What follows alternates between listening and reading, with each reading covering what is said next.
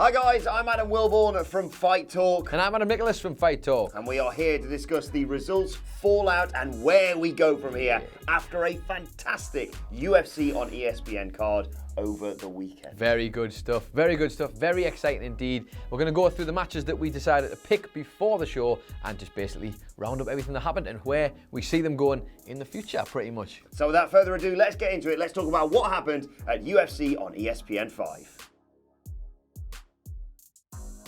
First off, we've got the Kennedy and Nzechukwu versus Darko Stosic fight, not Nzechukwu or whatever I was calling them previously. I have been practicing, but even the commentators get the names wrong. I will get to that later on though. But this fight was baffling, to say the least. That's probably the best way to put it. Not exactly a classic by any stretch of the imagination. And the big takeaway here will be that Darko Stosic managed to kick Nzechukwu in the groin 3 times in the fight. 3 times in the fight. I didn't see this fight because it was on the prelims. I was only watching the main card, and I just saw the result and thought, oh there you go, standard it was what it was. Decision victory. And then you came in this morning and you went, he kicked him in the dick 3 times. I couldn't believe it. The first time, to be honest with you, the clashing of styles is what caused it. You had the southpaw, and he kept going for the groin kick. Height difference. He's got about 5 inches, I think, Nzechukwu on Stosic. So that was a big clash there. He caught him the first time, it was an accident, they let it go as a warning. The second time, obviously, you got a point deducted. And the third time, so the second time happened in round 2, the third time happened in round 3, another point deducted. But overall, the fight itself, Stosic, to be fair, started great. Like, he absolutely dominated the first round. Kennedy barely got started in the match. In the second round, a bit more even to say the least. Then we got the dick kick, which wasn't exactly ideal. Kind of slowed it down and allowed both guys to get their cardio back, which was a big factor because in the third round, when it happened again, you'd say probably Nzechukwu was really, he was a bit sluggish throughout the match, to be honest. Wasn't quite where he wanted to be, which he admitted after the fight. But ultimately, the third dick kick happened. We had like nearly a 5-minute stoppage, so both guys were essentially fresh as if they'd just started the fight. And Stosic knew he needed to go for the end of the match. He needed to get the finish because of the point deductions, and he just didn't get it. It's a surreal thing. I mean, there's a lot of speculation about potential rule changes surrounding dick kicks and what have you. I think arguably this is the best way to do it. I don't think anyone really, you can sort of tell when it's accidental and when it's slightly more deliberate, perhaps. I don't think that was malice in it, I have to say. But what I would say is, if you've done it once, maybe steer away from it. If you've done it twice, don't try that kick again, maybe Stosic. But it's obviously part of his arsenal that he wanted and obviously part of the game plan. Unfortunately, didn't quite work out the way he was hoping. So that gives us our first correct prediction. Yes, it does. People thought it may never come. 3 dick kicks was all it took. And Thanks, Darko. At this point, we were at 100% success ratio. And it continues as we go into the main card. It was Scott Holtzman versus Dong Kyung Ma. This one ended at the end of round 2, purely due to doctor stoppage. Scott hit Hyung Ma with a brutal looking shot. With his right hand in the opening round, and just slowly through round 1 and then eventually through round 2, that eye completely closed. Dong Kyung Ma's left eye was just, he could not see through it. The doctor waved the contest off, and as we suspected, Scott Holtzman's power worked, won in the match. And I don't think we can have any complaints about that doctor stoppage. No, not at all. To be fair, Ma's team did really well to stop the swelling in the first round because it was already on its way. But it happened so early in the fight that basically for the rest of the match, you could see it was like a bullseye. As the fight was going on, you could see as well it was getting worse, and he just was missing all of these punches that were happening, which of course were then landing on the eye, making it even worse. What was notable for me was he just kept coming. Even though he'd taken all this, he didn't by any means look out of his depth. That eye was just so problematic. It reminded me a bit of that one with, was it Donald Cerrone when he blew his nose and both of his eyes started showing? And Donald Cerrone said, I was trying to push the air out of my eye. Look, strange. If I'd just been getting hit in the face like that, I'm sure I'd make some weird decisions as well. I'd be looking for a way out, to be honest. No, I'd definitely go and see through it. But yeah, Scott Holtzman won, and we're going to get to what he should possibly do next a little bit later on. Indeed. Next up, we had Gerald Meerschaert versus Trevin Giles. Now, this one was an interesting fight because the two guys were fairly even throughout the whole match. There was a lot of technical, a lot of stuff on the ground. The fans kind of, I guess they wanted a bit more excitement. They wanted a bit, you know what it is. They want fireworks. You want fireworks, don't you? You want to see a knockout. You want to see big things happening. These guys were just so kind of evenly matched that they ended up spending a lot of time on the ground, a lot of time wrestling each other, counter-wrestling, getting out of it and getting into holds. And basically it got to the point where the match had, nobody really got like out ahead in the match, to be fair. It was a very, very even keel. But we did get a winner, and it was by submission. And of course, it was Gerald Meerschaert, because he managed to pull off in the third round a guillotine choke and managed to tap out. Well, I say tap out. We'll get to that in a second. His opponent, listen, I know people find these a bit boring sometimes when two guys are doing it this way, because it's not, like you say, it's not explosive and whatever. There's an art to it though, isn't there? I mean, that's the thing. If you're into that kind of fight, which I do quite like watching the minds tick along throughout these fights, it was really fascinating to see. And Meerschaert as well has changed up his game. Strength and conditioning coach, I think he's changed before this fight. Said he was really trying to completely rewrite his handbook before the match. And it looked like it was paying off ultimately, although still, in fairness to Trevin Giles, he wasn't exactly a slouch himself. No, exactly. It was a real back and forth contest, as you say there. And I'm inclined to agree with you. When I initially got into MMA and UFC, I was very much, I want to see two people stand in the middle of the octagon and bang. But you can really appreciate the way they were slipping out of each other's submission attempts, or exchanging who was on top on the ground was really good. And you've got to give credit where it's due. That guillotine that he just hooked in, and we saw the submission. Unfortunately, Herb Dean was on the wrong side for it, but it was a fantastic victory, and hopefully it was a sign of things to come for Meerschaert. Absolutely, and in fairness, let's just touch on the Herb Dean thing. Throughout the show, there was 3 times throughout the show where people were questioning whether or not Herb Dean needs to kind of, I don't know what's the best way to put this, is to work on his visibility throughout the match. But this in particular, the tap happened on the far side. Herb Dean was over this way. He was in the right position, in fairness. The tap just came from a hand that maybe he wasn't expecting. In the end, Meerschaert was essentially having to say, I think he's out, I've tapped him, double check, and he got pulled away. But you can understand, even if this was the case, Herb Dean, after the Robbie Lawler thing, is a little bit on edge. He's obviously overthinking it perhaps a little bit.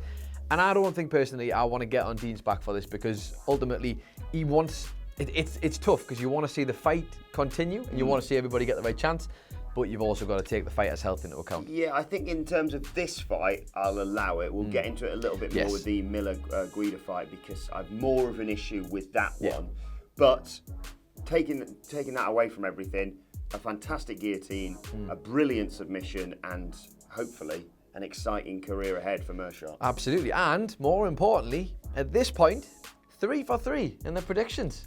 Well done, us. Where's the pat on the back there? Well done. What's next? Well done. Bollocks. Unfortunately, we come to our first incorrect prediction. This is on me for UFC on ESPN 5 next, as Nazareth Haqparast knocked out Joaquin Silva in the second round of their contest. A brutal overhand left, just 36 seconds into the second round. Indeed. Laid him out, got him the victory, and to be honest, it was a shot he was looking for throughout the entire fight. I think Silva appeared far more in control in the first round, but you could see Haqparast was just looking for that one opportunity to showcase his knockout ability. You can tell he had that in his mind, didn't he? Throughout the fight, he continuously was like, you could just see he was waiting for it. He was waiting for it. Where was the opportunity going to rise? Well executed, because he's gone for the parry here, and he's obviously baited him into it because he's gone here so many times and then just catches him with the overhand. And if you're going to lose your first prediction of the night, this is how you want to lose it, because what a knockout that was. Yeah, I'd say Silva arguably took the first round, but this way there was no question about it.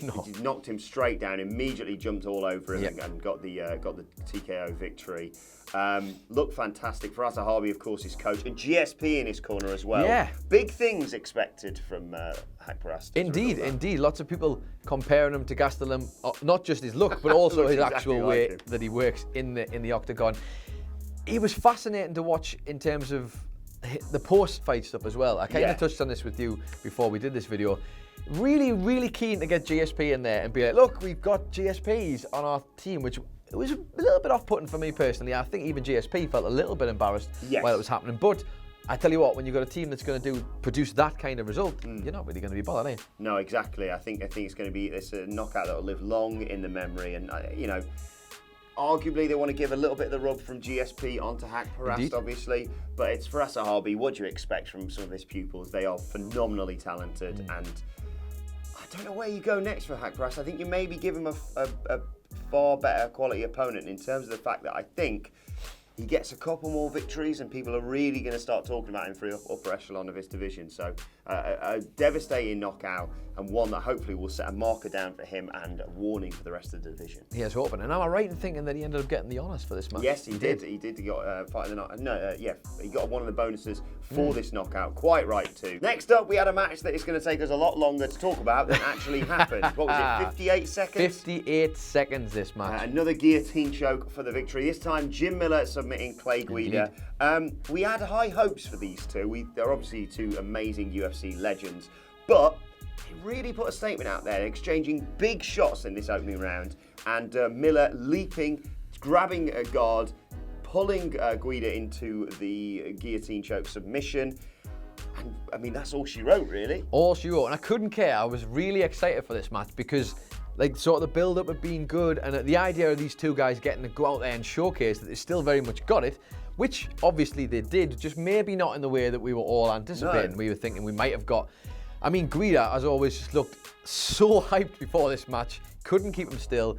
Miller came in, he was looking great, but ultimately it was Guida had just landed a massive, massive right hand. I think it was a right, and Miller looked rocked a bit, and then literally about 5 seconds later, quick shot, bam, into the guillotine, job done. And interesting finish to this one, would you say, in terms of how it happened? I'll let you take this. I know they just frustrated me with the Herb Dean thing, because the one we spoke about earlier is different in terms of the fact that he was just slightly on the wrong. Well, he wasn't even on the wrong side. The tap just happened to the opposite side of him. My issue with this one is he grabs Guida's hand. It's clearly limp. He may have thought that he was trying to relax into it. Guida's a very, very experienced fighter, but he'd also just been rocked as well. Yeah. He grabs the hand, he shakes it, then he has to do it a second time before he breaks it up and calls the end of the fight.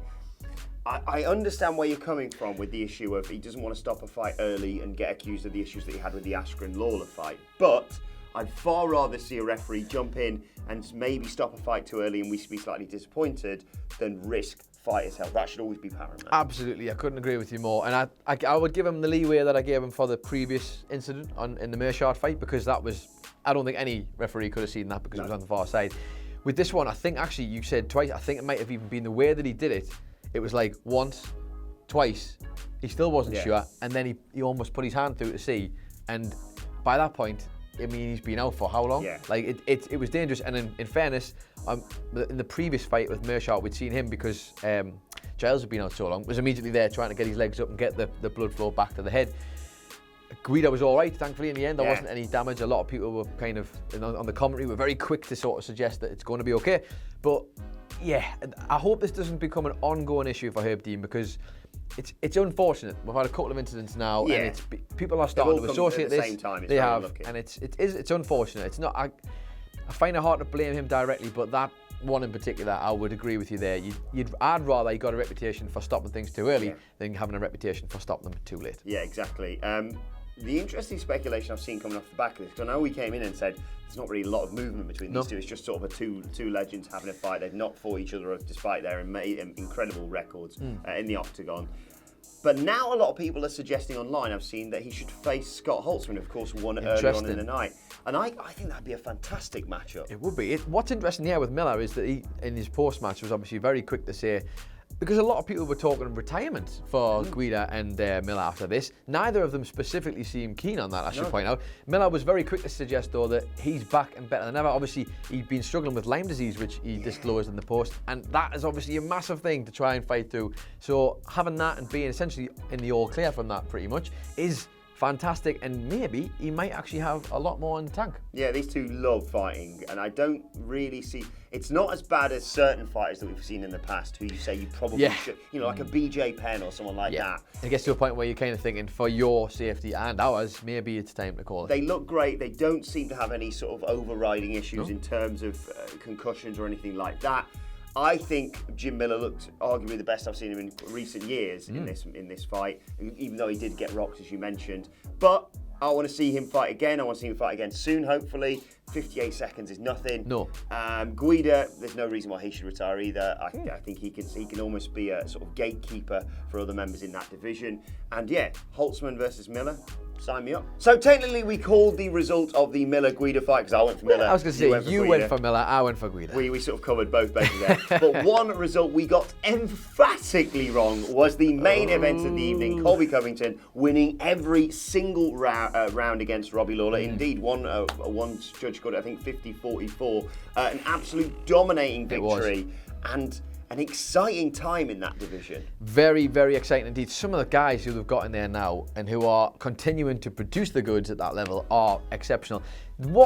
Listen, I have to say it, Covington is not for me personally as a person. However, as a fighter and as a professional, he absolutely blew me out of the water for this fight. Genuinely, I was so impressed with his ability, his absolute relentlessness. He dominated Lawler. He said before the match that he was going to dominate him in everywhere inside the octagon, and he did. He wasn't lying, which I kind of hate, but he pulled out the goods. Yeah. I mean, he knows exactly what he's doing. He came out to Kurt Angle's theme music so everyone could chant, "You suck" at him, and he's going to be doing that going forward, according to his post-fight interview. But as you say, he smothered Robbie Lawler. He didn't allow him any offense. And I saw Chael Sonnen reviewing this and saying that he anticipated that we were going to get this onslaught from Robbie Lawler, and maybe if Colby could sort of weather that, we'd see him later on in the fight. But even that, Colby was touching him, and I mean, you think you've got some statistics here about how many strikes Covington landed. Absolutely ridiculous. So, to put this into perspective, Lawler's strikes throughout the fight were 171 attempted strikes.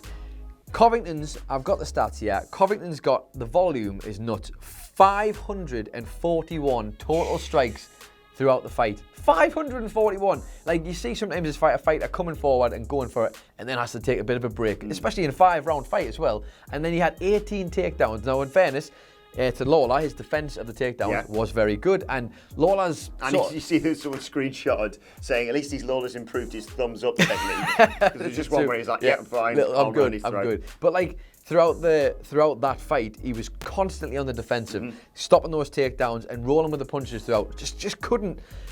It got to a point where I was thinking, all right, he's kind of waiting here. You know what Lawler's like? He tends to wait till the latter rounds and then tries to unleash an onslaught. And you were just waiting and waiting and waiting for this to come.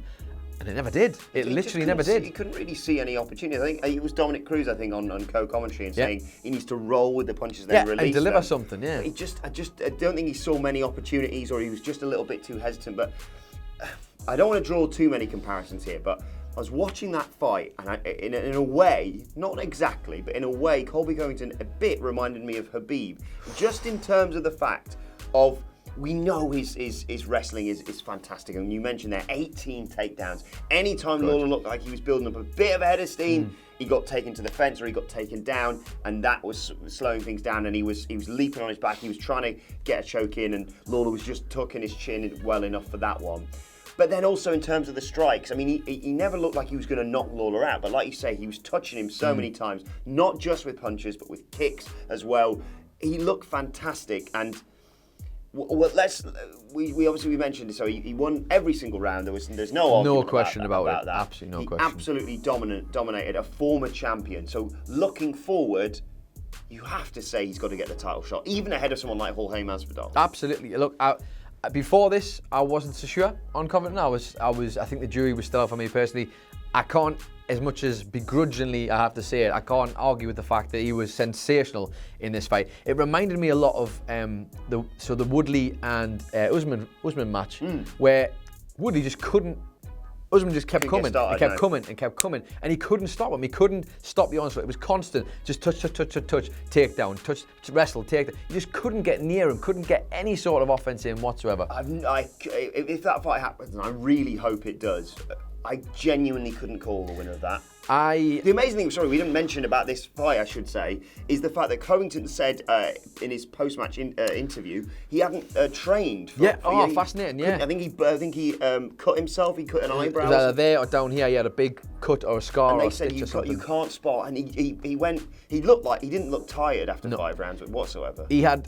It was absolutely relentless. His engine was ridiculous. Stamina levels were crazy. You're thinking like he's performing at this top level, and you're thinking eventually that's gonna have to slow down a bit, and he just didn't. No. And he was gassing as well. He was sitting with his trainers, absolutely gassing but then he got back out there, but it didn't stop him at all. 25 minutes. He just kept going. 25 minutes of relentlessness. But yeah, I think it has to be. I mean, we saw the trash talk with them in the post-fight. We saw the security attempting to hold them back. Absolutely. I don't know why they need to do that. They're Rashad Evans between the two of them. He can sort anything out. But yeah, there was a lot of trash talk. I think that we agree our favourite piece of trash talk, because Covington was talking about Usman taking his sloppy seconds, and if he'd made a sandwich, he'd make a sandwich with the leftovers, and Usman just went, "I'd take your sandwich." It was. It's the only good bit of trash talk. It was, because the rest of it was just like two kids shouting at each other. I'm the president's favourite fighter. I mean, he had two of Donald Trump's sons in the crowd.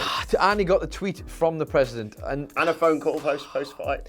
Who, priorities-wise, Donald, come on, mate. There's just been some horrendous things have happened in America, and you're firing out tweets about Colby Covington. I think you've got to get your priorities right. However, all of that aside, and my personal feelings towards all of that, I feel like this fight is perfectly poised. What we didn't realise until before we did this, we were doing a bit of homework. They are both 15 wins and only one defeat each. They couldn't be more perfectly tied. And they've both beaten a guy who the other guy lost to. It's incredible. Caceres, I think it was, who Covington lost to, and Usman got beat off. Let me just check. Wally Alves. No, other way around. Right. Caceres beat Usman and Wally Alves beat Covington. So they both got the win against the guy who's given them that only defeat. Look, I think you could make an argument for a Masvidal Usman. You could make a video package for that yesterday. But at the end of the day, as much as people accuse Covington of being sort of a knockoff Chael Sonnen, Conor McGregor sort of thing, he will be able to hype that fight. It is the fight for that division. You look at the rankings, and I've seen a lot of people speculating, okay, if Jorge Masvidal misses out on this, which would be unfortunate, I think arguably even on the same card, you could have a fight between Jorge Masvidal and another fighter who's on an absolute tear, Leon Edwards. Yes, indeed. Well, this is the thing. Everyone's sort of suggesting we need to be pushing Masvidal. I can get that because he's hot. Like, that knockout was insane. Everybody was talking about it. He sounded great on Rogan's podcast as well. Even people I know who aren't watching MMA are like talking about this knockout. They see it. They can't avoid it on the timelines on Twitter because it was everywhere. So this guy was hot. Unfortunately, I feel like for him, this is not the right time. I'd rather see the other fight. I'd rather see this fight because then we'll get Masvidal, who will probably be hungrier. If he gets a fight with Leon Edwards, I'd love to see that fight. And whoever wins that, essentially, gets to go and take the winner of that fight's the winner of the main event for the title. Adds the stakes, makes it more interesting. Not necessarily the main event, but the title fight, I should say. Absolutely. For once, I agree with Colby Covington. If they don't make this fight, it makes a mockery of that division. Or it makes a mockery of the rankings. I think so, and it feels befitting of the show that they're planning to do at Madison Square Garden for 244. So that kind of, look, you're going to be hard pushed to find a better one that has a narrative and has two. Yes, it might get repetitive, these two guys. If it's just like that post fight, that was nothing really creative other than the sandwich. Let the other person speak. However, I mean, we think back to, what was it, UFC 223, where you had it was the altercation he had at the back where Usman was he was obviously trying to bait Covington after. I'll be Covington. You'll be Covington. After a lot of the Twitter war that had gone on, or Twitter words, should I say, he was like, well, come on then, I'm here, let's do it. And he didn't get a peep out of him. And you could see it was there. He's like, oh, we live 20 miles down the road from each other. Why don't we just sort this out? Let's just sort this out. There's obvious dislike there, I feel. I know we get a lot of this before matches where you try to hype it up. Marty Fake Newsman. Marty Fake Newsman. Marty Fake Newsman. Yeah, I think that has to be the fight at 244. Yep. And who knows, maybe even Donald Trump will be in attendance for that one. Maybe he'll walk him out to the octagon. Don't try and will these things into existence because it's bad enough as it is. But all in all, a fantastic card for UFC on ESPN 5. Let us know your thoughts about it in the comment section below, and don't forget to like, share and subscribe. And also you can follow us on Twitter. You can follow Adam Nicholas at It's Adam Nicholas. You can follow Adam Wilborn at Adam Wilborn, and make sure, as I said, you let us know your thoughts on everything we've discussed and the future for the UFC in the comment section below. My thanks to Adam Nicholas. Thank you for watching, and we will see you soon.